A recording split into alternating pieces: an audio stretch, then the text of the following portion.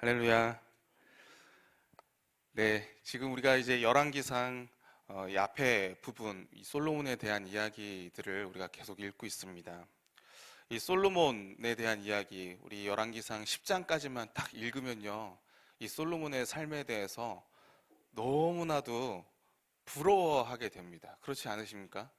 솔로몬의 지혜에 대해서, 또 솔로몬이 그 지혜를 구하여서, 사실 지혜를 구한 게 아니라 듣는 마음을 구했죠. 하나님의 말씀을, 그 듣는 마음을 구했습니다.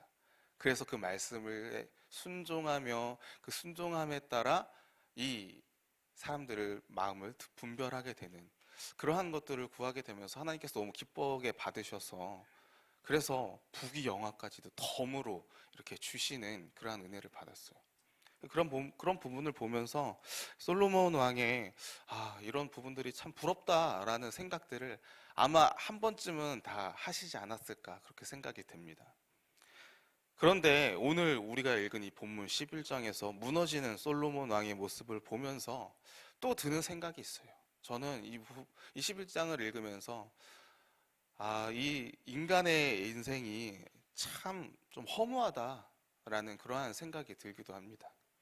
인간의 본성이 참으로 어쩔 수 없구나 라는 그런 생각이 들어요.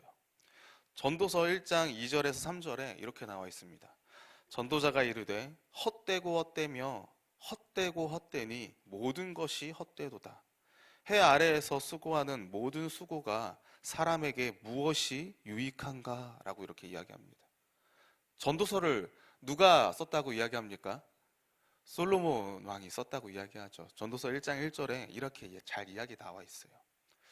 아마 이 인생을 직접 살았던 솔로몬 역시도 인생의 그 최고점, 올라갈 수 있는 그 최고의 높이까지 올라갔던 솔로몬, 그리고 최저점까지, 악해도 그런 악을 행할 수 없는 그런 악까지 저지른 이 솔로몬이 최고점과 최저점을 찍으면서 모든 것이 다 헛되구나, 이런 생각을 한 것이 아닌가, 이렇게 생각이 듭니다. 오늘 본문의 내용을 보면서 우리는 보통 이 솔로몬의 잘못에 대해서 많이 이야기합니다. 어떻게 1000명의 여자를 둘 수가 있나, 이방신을 어떻게 그렇게 많은 이방신을 다 끌어들이면서 하나님께서 그렇게 큰 복을 주셨는데 그것을 배신하고 그 이방신을 따라갈 수가 있나, 솔로몬의 죄악의 모습에 대해서 우리가 많이 이야기를 해요. 하지만 오늘 저는 이 죄의 내용 그 자체보다는 솔로몬의 인생을 보면서 우리의 모습에 대해, 죄 그 자체에 대해서 자유와 전적 부패라는 그러한 제목으로 함께 우리의 모습을 좀 나눠보려고 합니다. 이 솔로몬 왕이 이방의 많은 여인을 오늘 본문에 보시면 사랑했다라고 그렇게 이야기를 하고 있어요. 사랑해서 후궁 700명, 첩 300명을 두고 그들의 우상을 위한 산당을 들여오는 거죠. 그 산당은 산 위에 짓는 그 제사 지내는 곳이지 않습니까? 그 산당을 예루살렘 앞에 있는 그 산에다가 그 수많은 우상들을 다 가져와서 거기다가 다 지었다라고 이야기합니다. 그리고 그 여인들을 위해서 지을 뿐만 아니라 자기도 그 마음으로 그들을 따르는 그러한 죄악을 지었다라고 이렇게 이야기를 해요.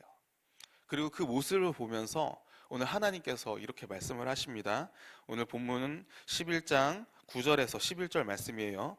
솔로몬이 마음을 돌려 이스라엘의 하나님 여호와를 떠나므로 여호와께서 그에게 진노하시니라. 여호와께서 일찍이 2번이나 그에게 나타나시고 이 일에 대하여 명령하사 다른 신을 따르지 말라 하셨으나 그가 여호와의 명령을 지키지 않았으므로, 우리 11절 함께 읽겠습니다. 시작. 여호와께서 솔로몬에게 말씀하시되 내게 이러한 일이 있었고 또 내게 내 언약과 내가 내게 명령한 법도를 지키지 아니하였으니 내가 반드시 이 나라를 내게서 빼앗아 내 신하에게 주리라. 아멘. 하나님께서 이 솔로몬에게 그의 죄악의 모습을 보면서 그냥 심판하시는 게 아니었어요. 그냥 뺏는 게 아니라, 기분 나빠서 뺏는 게 아니라, 괘씸해서 뺏는 게 아니라, 지금 분명하게 이야기하십니다. 내가 내 언약과 내가 내게 명령한 법도를 지키지 아니했다. 약속에 근거했기 때문에, 약속을 지키지 않았기 때문에 하나님께서 반드시 심판하신다라는 거예요. 그럼 그 약속은 무엇이었습니까? 우리 열왕기상 9장 4절에서 7절 말씀이에요.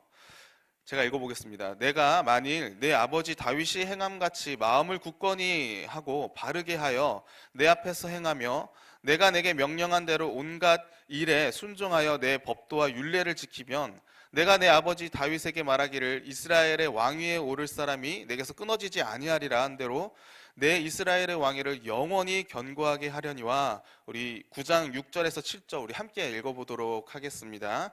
9장 6절에서 7절입니다. 우리 함께 읽겠습니다. 시작. 만일 너희나 너희 자손이 아주 돌아서서 나를 따르지 아니하며 내가 너희 앞에 둔 나의 계명과 법도를 지키지 아니하고 가서 다른 신을 섬겨 그것을 경배하면 내가 이스라엘을 내가 그들에게 준 땅에서 끊어버릴 것이요 내 이름을 위하여 내가 거룩하게 구별한 이 성전이라도 내 앞에서 던져버리리니 이스라엘은 모든 민족 가운데서 속담거리와 이야기거리가 될 것이며. 아멘. 오늘 6절에 보시면 하나님의 언약에 대해서 하나님께서 만일이라는 표현을 사용하십니다. 만일. 그리고 이 만일이라고 하는 이 표현은 출애굽기 때 그 시내산 언약에도 나와 있어요. 출애굽기 19장 5절에 세계가 다 내게 속하였나니 너희가 내 말을 잘 듣고 내 언약을 지키면 너희는 모든 민족 중에서 내 소유가 되겠고 라고 이야기합니다. 지키면이라고 조건부를 붙이고 있어요. 만일 너희가 이거를 잘 지키면 하나님께서 이렇게 해주시겠다라는 거죠. 그리고 이거는 출애굽기의 그 시내산 언약뿐만이 아니라 창조 때에도 나옵니다. 창세기의 2장 17절에 이렇게 나와요. 선악을 알게 하는 나무의 열매는 먹지 말라. 네가 먹는 날에는 반드시 죽으리라 하시니라.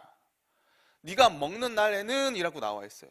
그런데 여기서는 번역은 하진 않았지만 만일이라고 하는 이 히브리어 키라고 하는 이 접속사가 분명히 붙어 있습니다. 생략되어 있어요. 번역은 안 했어요.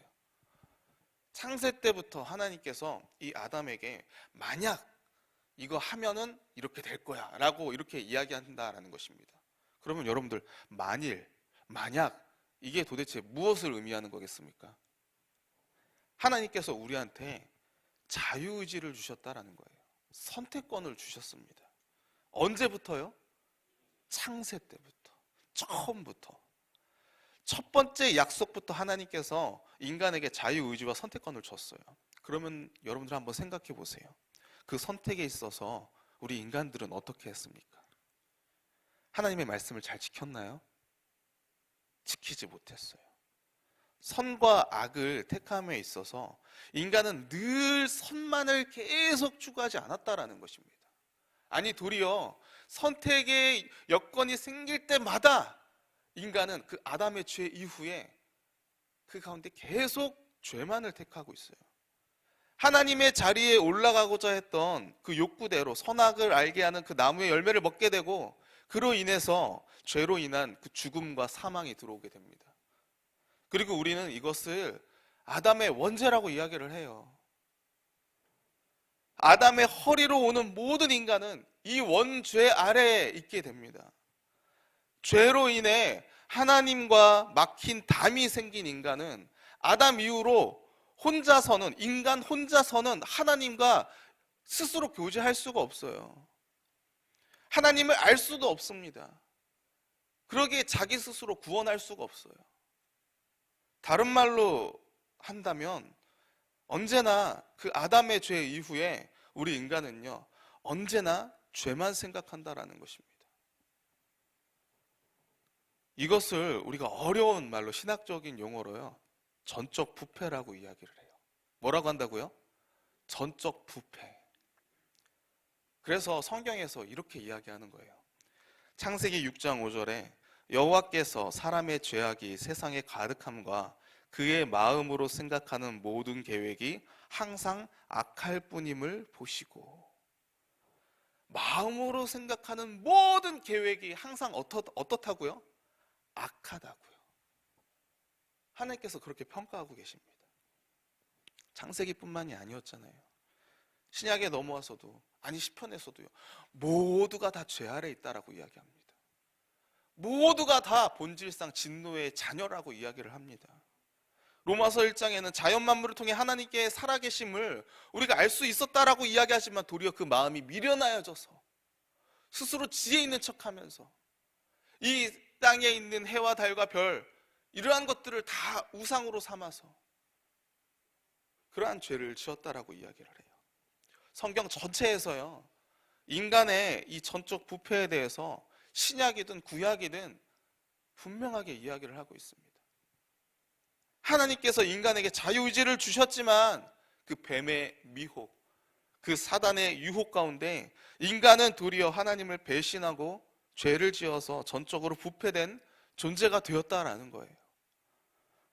그러면 오늘 제가 이 솔로몬의 인생을 이야기하면서 왜 이 인간의 그 전적 부패로 일반화시키는 이러한 내용을 제가 이야기를 할까요? 이 솔로몬의 인생, 솔로몬이 앞서 받은 그러한 하나님의 복에 대해서 우리가 한번 봐야 됩니다. 열왕기상 3장에 초기에 솔로몬이 분명히 여호와를 사랑하고 다윗의 법도를 행하는 가운데 기브온 산당에서 1,000번제를 드렸어요.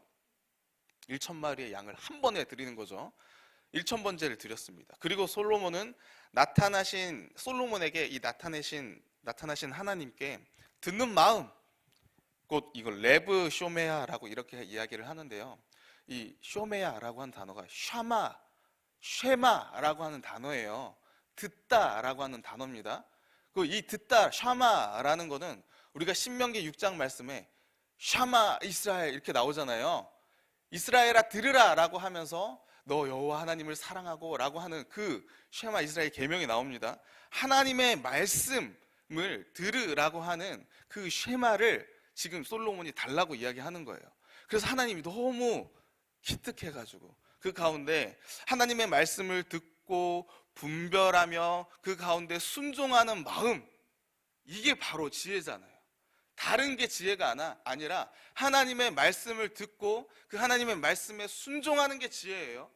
그리고 그 지혜에 따라서 하나님의 말씀과 다르니까 당연히 분별하게 되는 겁니다. 하나님의 말씀을 순종하기에 세상 것들을 당연하게 분별하게 돼요. 하나님의 말씀과 다르니까. 그래서 이 듣는 마음, 분별하는 지혜를 솔로몬이 얻게 됩니다.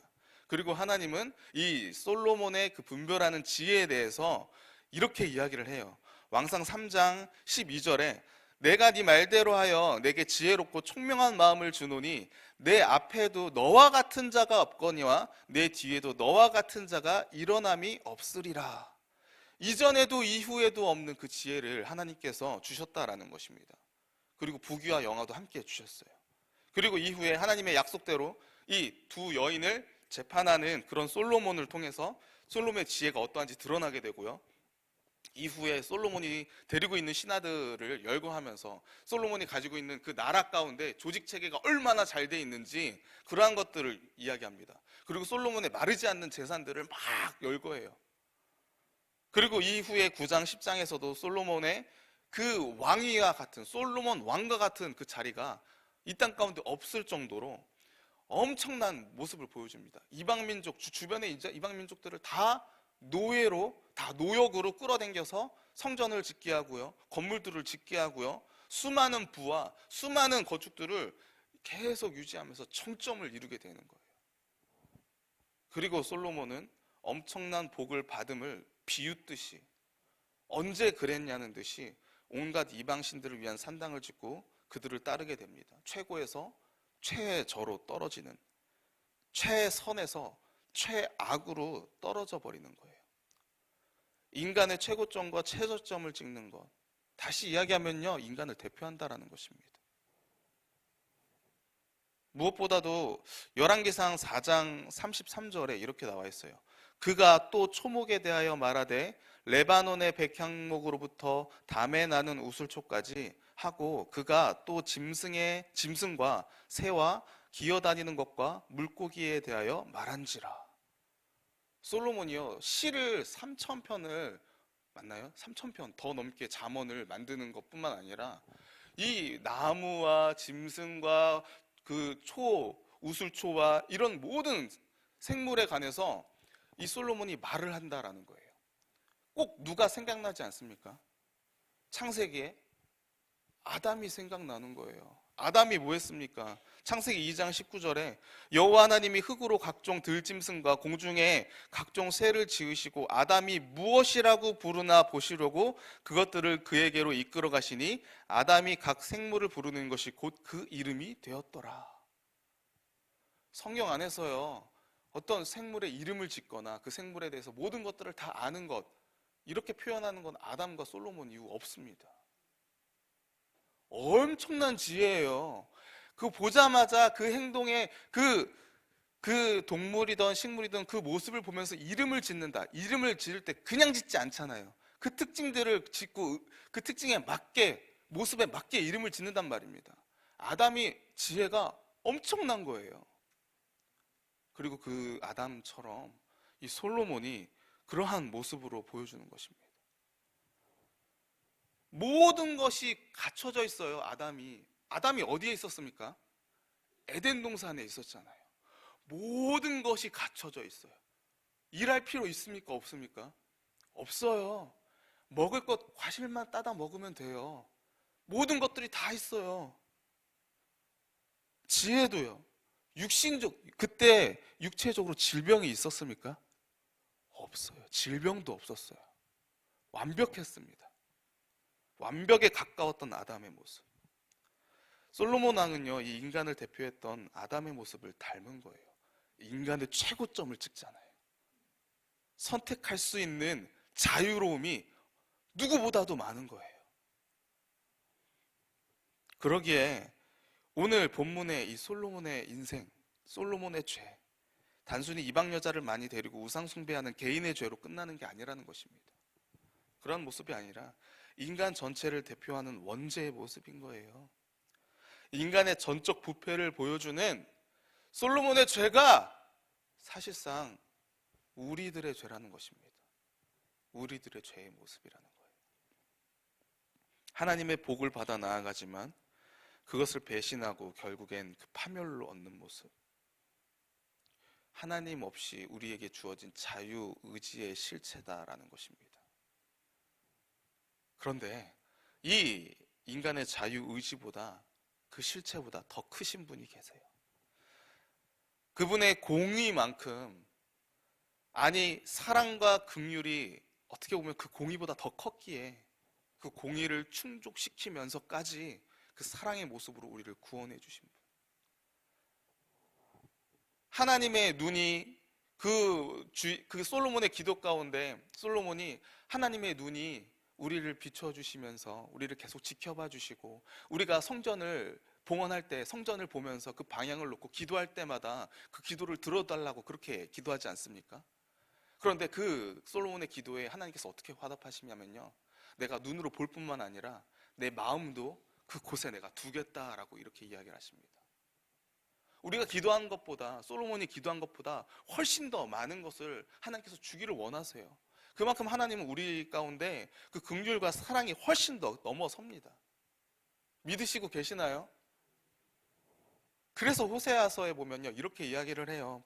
호세아서 11장 8절에 에브라임이여 내가 어찌 너를 놓겠느냐, 이스라엘이여 내가 어찌 너를 버리겠느냐, 내가 어찌 너를 아드마같이 놓겠느냐, 어찌 너를 스보임같이 두겠느냐, 내 마음이 내 속에서 돌이키어 나의 긍휼이 온전히 불붙듯 하도다 라고 이야기해요.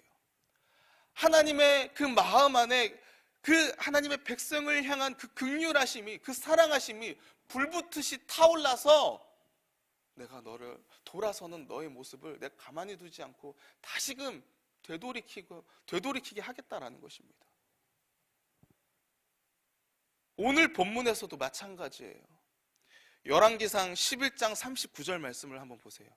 오늘 본문 39절 말씀입니다.